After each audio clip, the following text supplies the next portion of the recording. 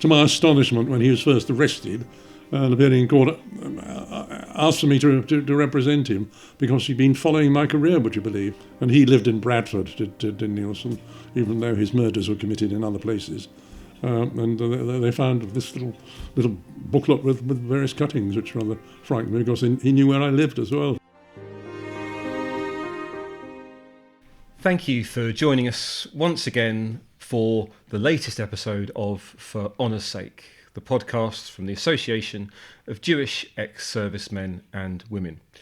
I'm Dan Fox, Chair Emeritus of AJEX, and today we're in Hampstead at the home of AJEX stalwart Barrington Black, a former national serviceman who went on to have an illustrious career in the law. We'll be talking about all that today and more. Barrington, thank you very much for having us. My pleasure. Lovely to see you. Perhaps we could begin where we always begin, at the beginning. Where and when were you born, and what was it like growing up? When I was born in Leeds in 1932, my parents were first generation born in England.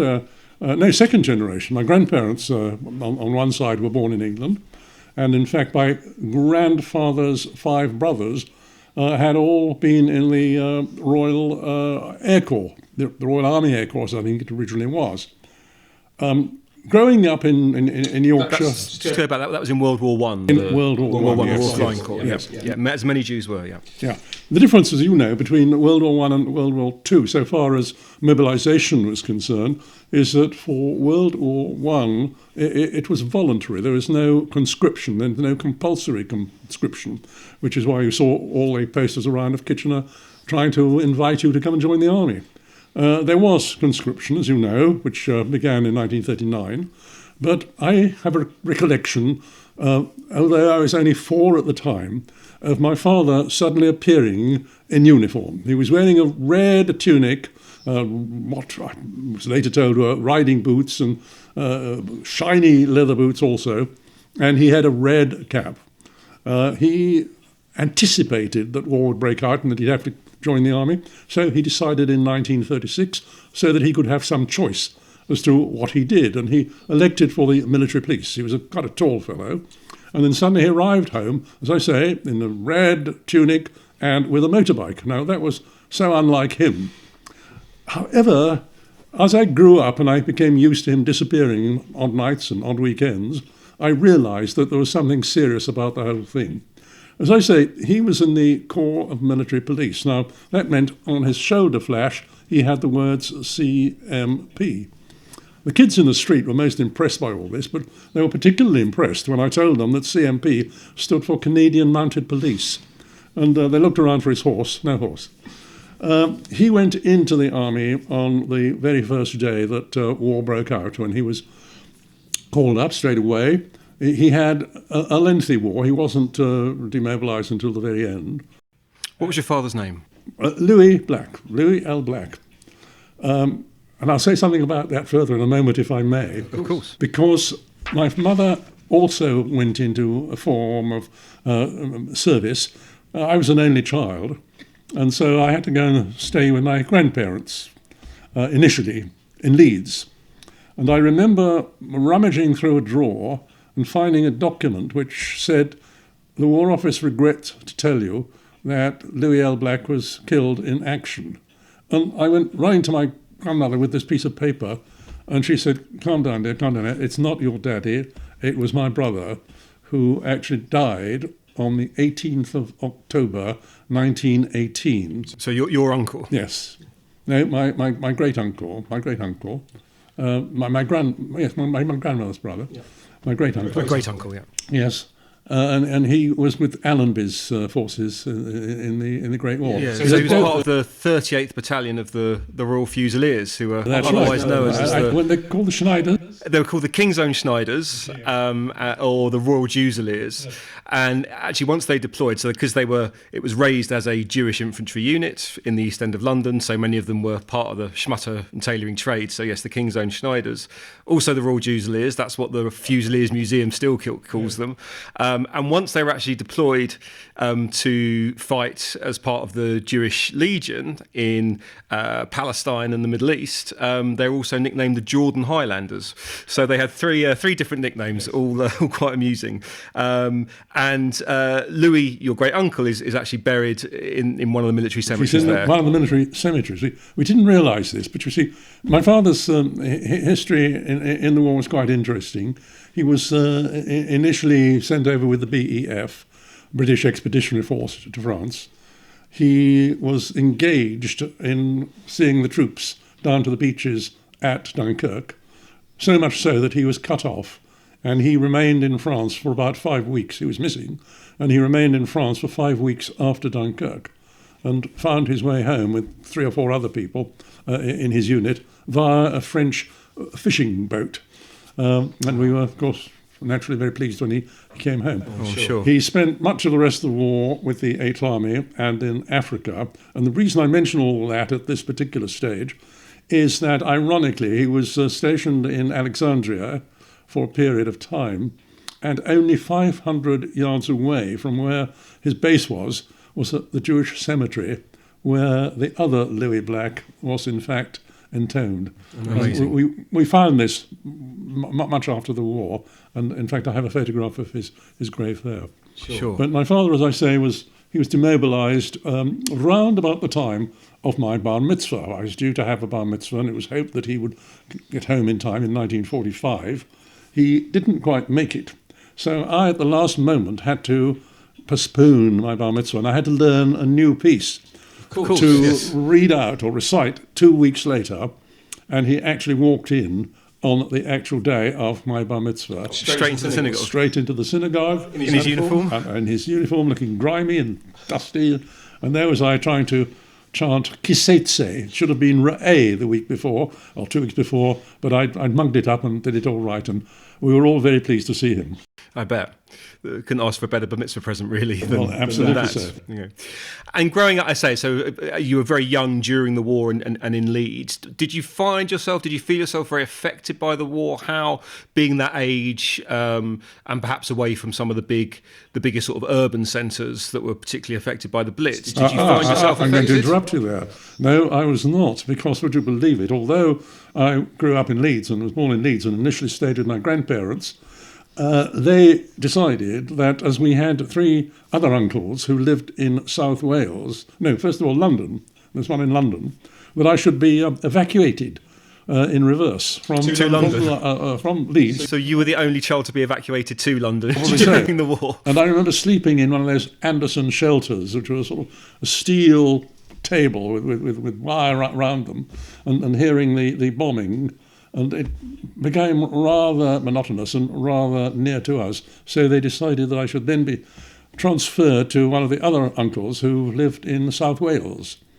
And I spent some of the war in South Wales before eventually being, when things were a little safer, brought back to Leeds. But I do remember in Leeds, Leeds did suffer several air raids. There were 2 arms factories. There's an aircraft factory, Blackburn Aircraft Factory, and there were, of course, all the factories making uniforms for the soldiers. So it was a prime target. And the noise of the Blitz, I can remember when Leeds was bombed. And what sort of education were you able to get, given the war, given the moving about? Well, eventually I got what's called a state scholarship in Leeds to a grammar school. It was the famous Roundhay School, which Liz Truss rather found herself at odds with. She was quite wrong on that. And then if you remember when she was made Prime Minister, one of her first speeches, she stood up and said, I suffered in one of these state schools, which was pretty awful, and the people around me were pretty awful. And I thought, what the hell is she talking about? This was a brilliant school. It spawned lawyers, it spawned doctors, it spawned academics. And I got in touch with the headmaster, and I said, if you want anybody to give evidence about what that school was like in the days of yore, I will happily give evidence. It was a great school. And one of the things that I particularly enjoyed at school were the cadet force. And that brought a lot of pleasure to my father as well when he came out and saw me putting on my uniform and telling me how I should put my uniform on. and getting rather annoyed when I hadn't brushed my boots to his liking. He, having been a policeman, was rather keen on that sort of thing. And although I may not have been terribly good at other things, I was considered one of the smartest soldiers on parade in the cadet force. Very glad to hear. I was very grateful to him for his advice in that direction. And did you pursue any particular subjects? Were there particular, sort of academically, were there particular things you excelled at, enjoyed? Well, initially I was going to follow the uncles who lived in South Wales, who were all dentists. There were 3 uncles. This is on my father's side. 3 uncles who had gone to different valleys in South Wales and set up dental practices. And you were going to follow Uncle Dewey in particular. Now, Uncle Dewey was a particularly good dentist and a particularly good jaw surgeon. And I have a picture of Uncle Dewey standing on a tank making an introduction of Lloyd George. George, he wrote speeches for Lloyd George. And he was quite an established dentist there. So, Barrett, you're going to be successful like Uncle Louis. So it's the 3rd Louis in the family. 3rd Louis, yes. He was Louis Simmons, not Louis Black. However, one day I used to work in the reference library in Leeds. It was very quiet there, and after I'd finished school, I'd go to the reference library and study. And there were 2 or 3 other people. One in particular was Alan Bennett, who I became very friendly with. Amazing. And various other people there. But one day I noticed next to the reference library was the town hall. And the town hall housed the law courts. And a flag was flying that day. And I said, what's happening? They said, well, the assizes are on. What are they? They're when the judge comes round and he deals with people in courts. Oh, can anybody go in? Yes, there's a special students' gallery. You can go in that. And I went in and I sat down, and after about an hour, I thought, this is for me. It was all very theatrical, and I rather liked theatrical things. And I went back to school and I said, look, please, I'd like to change from the science 6th form to the arts 6th form because I want to be a lawyer. And that changed for me, as I say, in 1 hour. And I proceeded to become a lawyer. Yeah. So that took you up to, I guess, what would have then been the equivalent of A-levels. And were you able to start university, or did national service interfere with that? No, I was very, very fortunate in that, as you know, over 2 million people did national service between the end of the war. Absolutely, putting your lives on hold, yeah. And 1961. And you went in when you were 18. However, if you could show that you wanted to pursue some profession or something like that, then they would consider your case and they would defer you. And I was fortunate enough to receive a deferment so that I could go to university. I was at university for 3 years. Was that Leeds University as well? Yeah. I was very fortunate in that I was elected president of the union there, and I subsequently became vice president of the National Union of Students.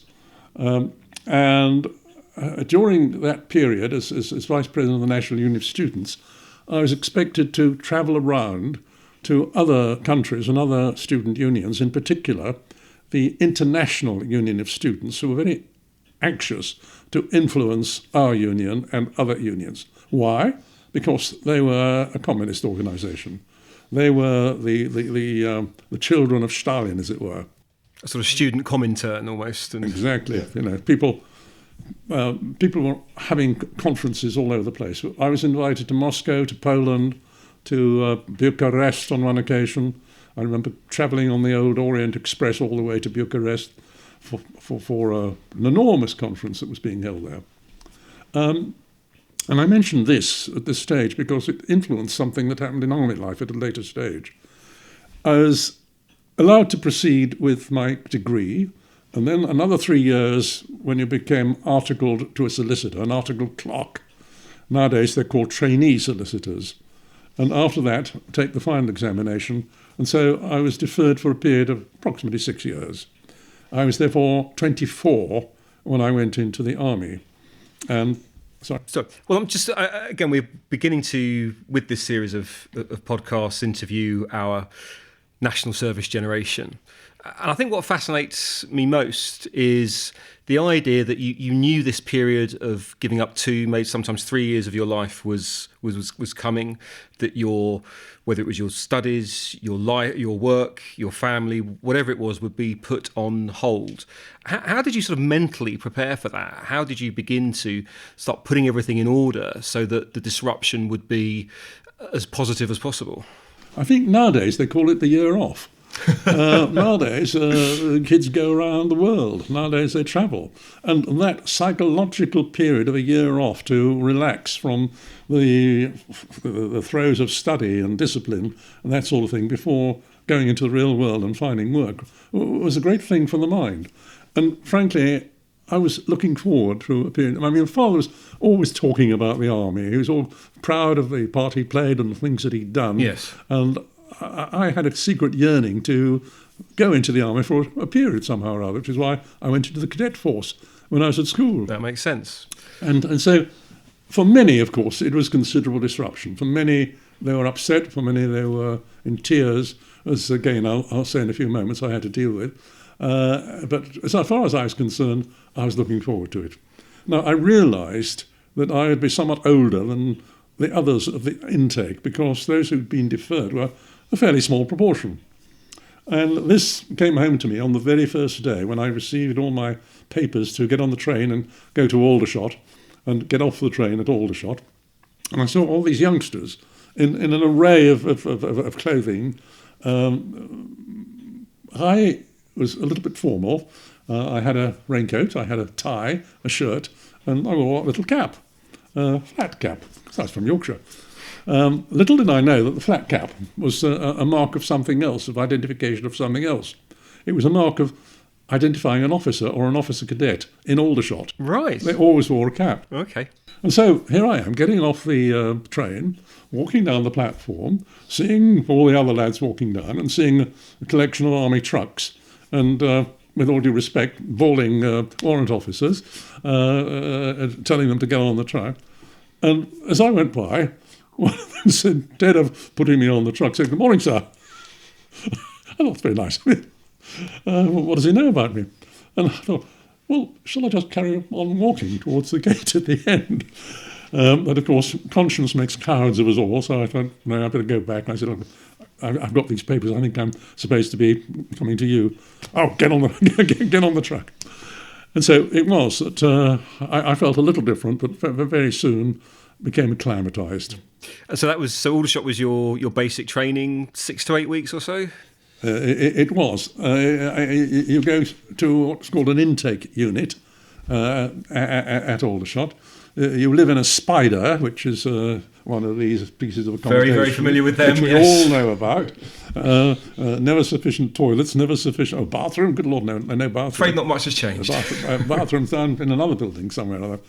But you have sort of 30 people in the room. You have all the coughing and spluttering. In those days, people smoked like anything. And so they'd all wake up in the morning when there was a bang, bang, bang on the door, a short pause as they lit up, and then an outbreak of coughing. And the noise was horrendous. It was awful. And I wasn't accustomed to all the swearing either, although 1 or 2 words soon became part of my vocabulary as well. And I wasn't a happy buddy, but I thought, well, it's going to be done. And all the time was the thought that, well, I'm shortly going, I hope, to be selected as a potential officer cadet, or POX as they were known, I think pronounced with an X rather than C. And sure enough, that did happen. But something very fortunate happened to me also in those first 2 or 3 weeks. I'm walking through the unit on my own for some reason or other, and the colonel comes along. What do I do? I salute and all that sort of thing. He said, "You look a little older than most of the other people. So what have you been doing before you came in the army?" I said, "Well, I'm also a solicitor, or at least I'm now a solicitor, sir." "Oh, solicitor? Oh, you can read and write then?" "Yes, sir." "And what are you hoping to do?" I said, "I'd like to be an officer." "Oh, well done. But tell me, before you are an officer, would you like possibly to do a little job in the office for me?" And he went on speaking, and he said he would give me an immediate stripe. I'd be an acting corporal straight away. And that would get me out of this room with 30 other people, because the corporal had a little room at the end of the spider there. So I said, well, this sounds rather interesting. Oh, come on to the office. And he discovered there that I could also type, because there was always a typewriter around at home, and from a kid I'd been able to type. I said, you can type letters as well? So there it was. He said, you come off the course for a while. As I say, you'll be a corporal in the union, in the unit, lance corporal, and we'll see how it goes from there. And it was bliss. I mean, I had my own little room. I didn't have all the coughing and spluttering. I think I was smoking as well myself at that time, so that didn't matter too much.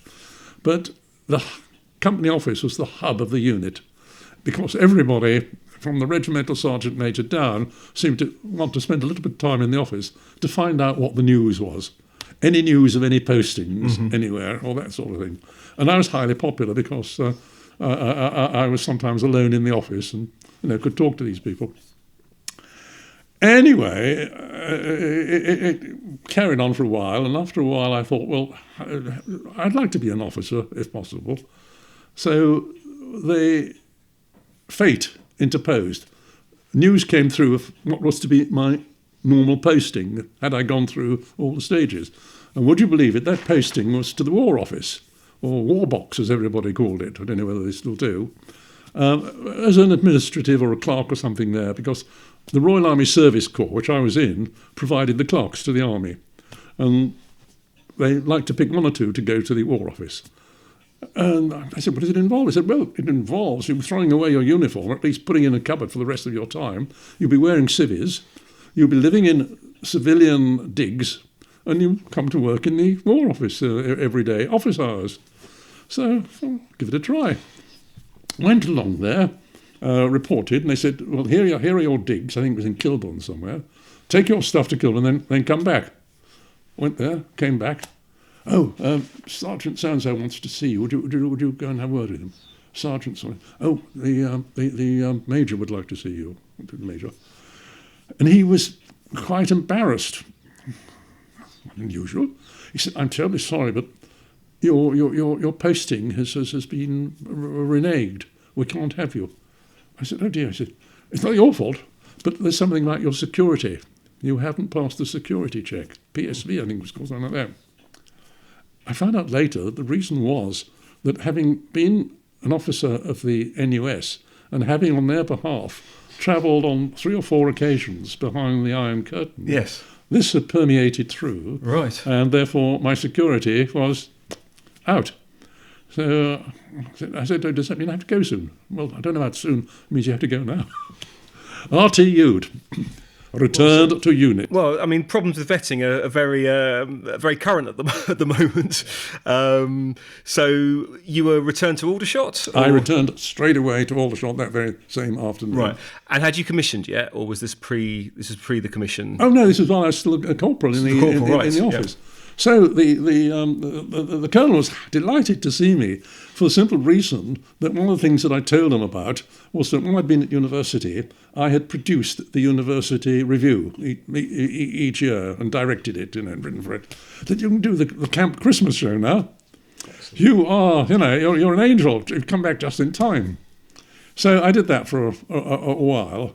And then I thought, no, I'm stuck in this office. I've got another year and a half or so to go. I'd like to do something. So I said, can I please go back on the WWII, the War Office Selection Board, for a commission? So they said, oh, well, we're sorry about this, but yeah, we'd better let you go. So I went along to WWII.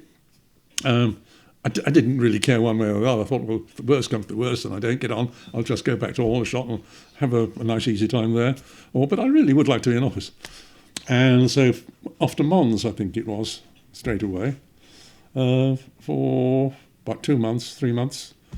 And then you go back to your unit for the last, I think, 3 weeks, where you, in our case, it was learn to drive great big trucks. And have various exercises. Kip out, it's called. They still call it kip out, where you take charge of 30 men on one of these excursions. And it was all great fun. And I managed to get through everything except one thing, and that was the bit where you have to cross a river by a rope and you have to get yourself across it with quite a lot of equipment in it. And somehow or other, every time I managed to fall in the water. So for 3 occasions, I was relegated. Now, you can be relegated twice, and if it's more than that, you go back. But they said, come on, we'll give you another go. And the third go, I managed to get through it. And so, on the day of passing out parade, everybody bulled up to the T's, of course, and they call out the senior under officer, and he gets his sword. They call out the junior officer, under officer, he gets his cord. And then to my astonishment, 2 corporals came marching on parade with a cushion. And on the cushion was this. What the hell's going on here? And the shout went out there, Officer Cadet Black, what's that forward, march? I did. And this was put round my neck. And it was the Buller Long Service and Physical Fitness Medal, August the 30th, 1957. The rope climb. It has a picture of somebody climbing a rope and somebody on a kip-out, exercise kip-out, and they're giving instructions. Fantastic. And that's one is before, then, and there is now. We'll just turn that properly to the camera. So again, because you had been in that training for a little bit longer than most, it was a long service award. Well, it's an incredibly creative thing, and also an incredibly good nick, given that it's nearly 70 years old now. So you kept it very well, and means a lot. That's an extraordinary thing to have. Absolutely wonderful. Thank you for showing that to us. So there you are, the day of passing out. And so, how was the rest of national service? Let me before I go on that, let me just finish with of course, passing out. Because, of course, I will do that. But my parents came down, of course, to the passing out parade, and I've never seen my father look as proud as he did on that day. He absolutely relished it, and of course, I saw him talking to the RSM as well, no doubt reminiscing about his army days. It was a great day for him. But at the end of the parade, you're all supposed to go back into the mess to see where you've been posted to. And at that time, people were going all over the place. Kenya, Hong Kong, Cyprus, all sorts of places. Officer Cadet Black, Second Lieutenant Black, posted to Blenheim Barracks, Aldershot. Apparently there'd been a special request that had come through from the people at the intake battalion that they wanted me back. So that was the story, really. I went back there. National service, once you're in the officers' mess, it's very pleasant indeed. I mean, there are, 1 or 2 people who try to make it awkward for you. There's the odd bachelor major who lives in the mess, who makes sure that you are very well disciplined and do absolutely everything to order. But generally, everybody is very pleasant, and Aldershot was quite near Guildford, so I was able to go to Guildford. Suddenly, Suez crops up. And instead of my intake of young national servicemen who've come on from civilian life, in came the Z men, the Z reservists. Z reservists were, well, as the name indicates, reservists who had in most cases been in combat duty themselves. They were probably in their 30s, something like that, and here they were being called back because of the risk of Suez. They couldn't care a tinker's cuss about anything. They were terribly undisciplined. And were they going to take instructions or orders from a one-pipper who didn't know anything about the army, didn't know anything about combat? Would they help? One day, I found that somehow or other they'd managed to get hold of my bed, and they'd carried it out, and they deposited it in the centre of the parade ground.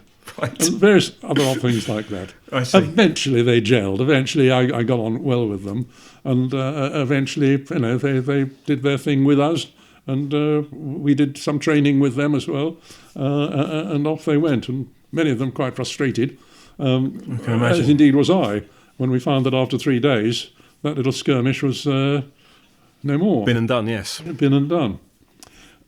What I particularly made a point of doing, though, was amongst the intake, I could see people who'd been in my position who were a little older, and there was one boy in particular, man really, because he was also 24, And I went into into the room one day, and he's in the corner sobbing away.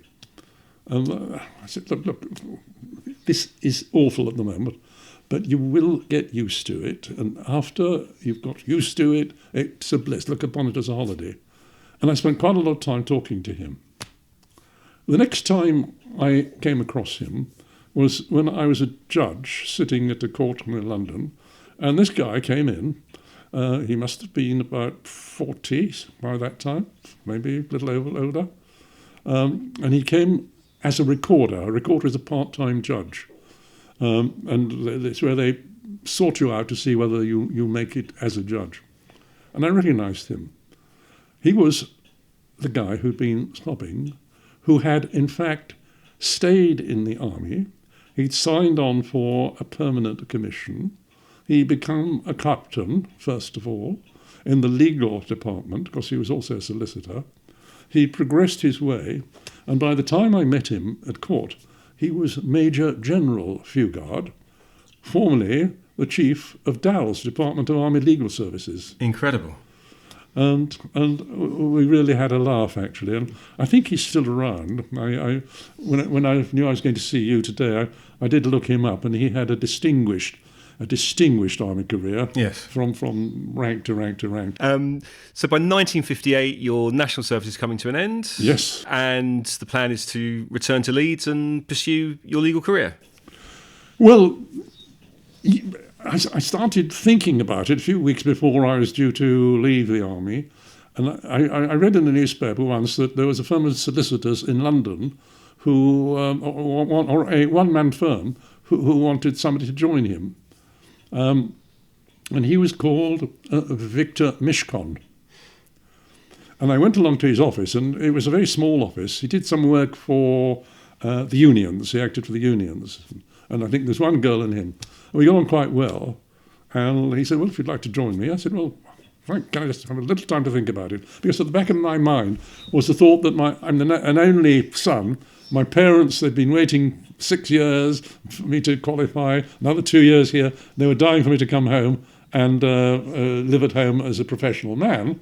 I couldn't do it. So I had to write to him and say, look, I'm afraid I've got to go back to Leeds. So Mishcon de Rear, as they are now, yes, yeah. And who knows, it might have been Mishcon de Black, but was not to be.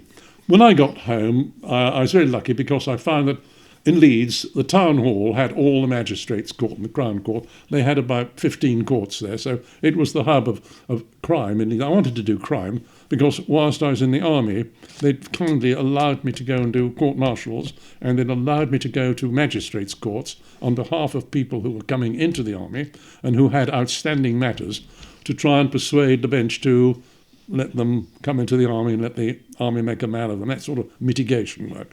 I did a few very interesting courts-martial in Germany, in Northern Ireland, and one or two other places.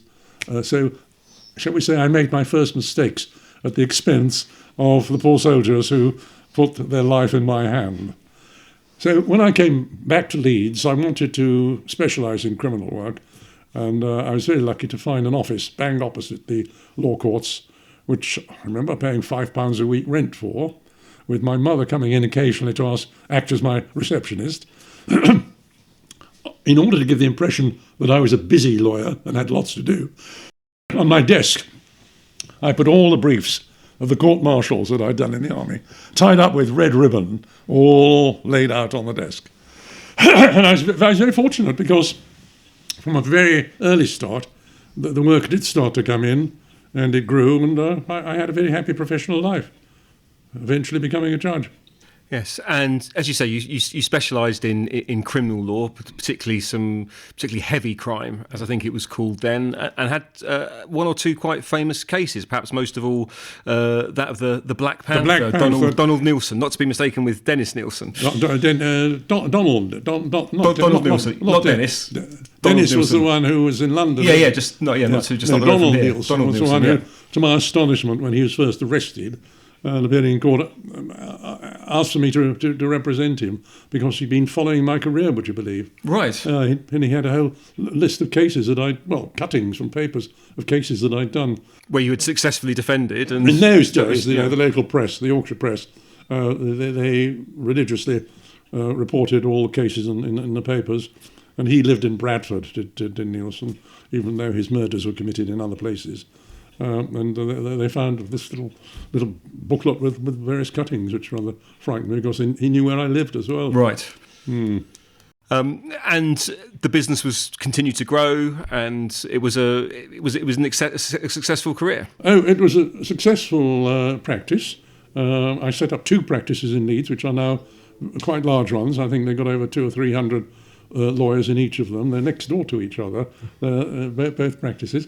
I was invited to help with an overflow of work, a heavy list of cases in Birmingham initially, and then they invited me to go to London, and I was in the courts for 22 years. I retired at the age of 75, and just before I reached the age of 80, I had a request to go to Gibraltar because they had a backlog of cases also, criminal cases. Would I go and help? I said, well, do you realise how old I am? They said, yes, but we do know that you act fairly quickly and that you are computerised. In other words, you have a computer on the desk, and I was one of the first judges to actually use a computer. I said, yes. So I had 2 very happy years in Gibraltar dealing with the crime there. Yeah. So at the age of 80, you were appointed as a Supreme Court Justice in Gibraltar. And indeed, you became recognised for your work clearing that backlog during your time there. Yes. I got rid of it in about 9 months, even though they initially said come for 2 years. Yeah. So I said, well, what happens now? And they said, well, you're contracted for 2 years. You stay here, and you will deal with whatever crime comes in, and the other judge will deal with the civil stuff. So that's what I did, and it was a very, very pleasant time indeed. And when in all this did you and Diana meet? When what? When in all this history did you and Diana meet? Oh, Diana and I, we met when I was just approaching 30, I think. So we married just after I set up practice in Leeds. Yes. And from there again, not only was the business growing, but the family as well, with four children. 4 children. One Harriet, she sadly died. She was a barrister, and I've got one son who's a solicitor. And I've got a couple of granddaughters who have their eyes on the law as well. Well, I can see there's one of the granddaughters there in the wig. And Diana, I must mention Diana also, because she was a magistrate in Harrogate, where we lived, for about 22 years. And then when she came to London, she was transferred to the City bench. And she was on the bench, on the magistrate in London for quite a long time. In fact, on the day she was appointed a magistrate, I congratulated her. She said, right, well, what do you want to know about how to do it? I said, well, you'll find out. And from those 4 children, eight grandchildren, I believe? 10 at the last count. 10 grandchildren. No great-grandchildren yet? Or are we still waiting on that? I'm sure it won't be long. Now, when you were in the National Service, was there much in the way of a Jewish life and Jewish experience at that time for you? Jewish experience? Well, first of all, in the first few weeks, I must say, in Aldershot, one of the little saviour aspects was that Friday night there was a small synagogue in the battalion in the area, the military area of Aldershot. Yes, and on Friday night, I remember going along there. And the padre was an old friend of mine from university days, dear old Malcolm Wiseman. Okay, so he was a long-standing senior chaplain for serving Jewish personnel. Flight lieutenant as he was then. Yes. And pleased as I was to see Malcolm there, I was also pleased to see a large box with, I think it had Bloom's name on it, and inside it had a large vorsht. And I remember there used to be about 7 or 8 of us cutting up and eating the raw vorsht, and it was marvellous in those days. Excellent. Well, that was very well needed. In fact, talking of food, when I was commissioned and sent back to Blenheim Barracks, the newest officer is immediately appointed the catering officer for the officers' mess, and they normally do it for 3 months. So I did it for 9 months. I did 3 because they rather enjoyed the food that I provided. And it was only towards the end that they said, the only thing's been strange, Barry, about the food that we've never had pork, and I can't remember us ever having shrimps. And I let them in on the secret. Yes. I never, ever came across anything resembling anything like anti-Semitism at all during my army service. And strange enough, there must have been some of the senior, maybe junior NCOs, they must have served in Palestine at the time. And I often wondered what the thoughts were in their minds, particularly if they had friends who had suffered when they were dealing with young Jewish soldiers here. But never the slightest sign of anything like that at all. Yes. And then later on, when you were in Gibraltar, there is a small Jewish community there, but quite an active one. Were you involved with them at all during your time? When I arrived in Gibraltar, the Minister of Justice met me at the airport, and he's going to take me through to the governor to be sworn in. And when I arrived at the governor's place to be sworn in, he had a small Sefer Torah there, which the community had given to him for me to take my oath on. Indeed, I had a small travelling prayer book, but I did it on that. And he said, by the way, we've got 5 invitations to come in for you, but they're all for Friday night dinner, which I thought was lovely, because Gibraltar, a population of around about 28,000 people, probably about 800 it's about 800 Jewish people there, a lovely atmosphere there. There were 4 synagogues. I went to one of them, the main one, which was like a mini Beavis Marks, the She'ar HaShamayim. They're all, of course, all Sephardi, but all very, very welcoming. And on a Saturday at 12 o'clock, when the 4 synagogues emptied, the Centre Road, Main Street in Gibraltar, was a bit like Mea Shearim for about 10 or 15 minutes as everybody came out. They were lovely people. And Mommy Levy, Solomon Levy, yes. Solomon Levy was had been the mayor of Gibraltar, a highly respected figure who walked up and down the main street with a bowler hat and rolled umbrella. But he had also been a major in the Royal Gibraltar Reserve, Military Reserve. Yes. So lots of so still a connection to both your Jewish life and your military life while you were out there. So when did you actually finally retire? When did you actually stop practicing, or are you still going? I was going to say, I think it was about 9:30 this morning. No, I've been very lucky. I've kept going. I've done writing. I've written 2 or 3 books, and keeping alert and alive and watching what's going on in the world has kept me occupied. I love reading. And Western Marble Arch Synagogue has kept you busy over the years as well. You were president there for a while. Yes, I must say, going to synagogue has been more a habit than anything else. It's something that I feel one should do in order to keep the chain there. I feel if I stop going, then I'm going to cut the chain that's been going on for 5,000 years. And it just becomes a habit, really, which I enjoy. The politics are interesting, but there it is. Yeah, and we still see you on parade with Ajax every year. I hope so. Ajax has been a part of your life as well. How important do you think it is to the Jewish community at the moment? At the moment, it is particularly important, and I must say, the swell of pride that goes through me when I see on the parade the contingent of serving soldiers, some distinguished, some particularly high in rank, and the cadets. It's amazing, I think isn't it? The cadets are phenomenal. They are so smart.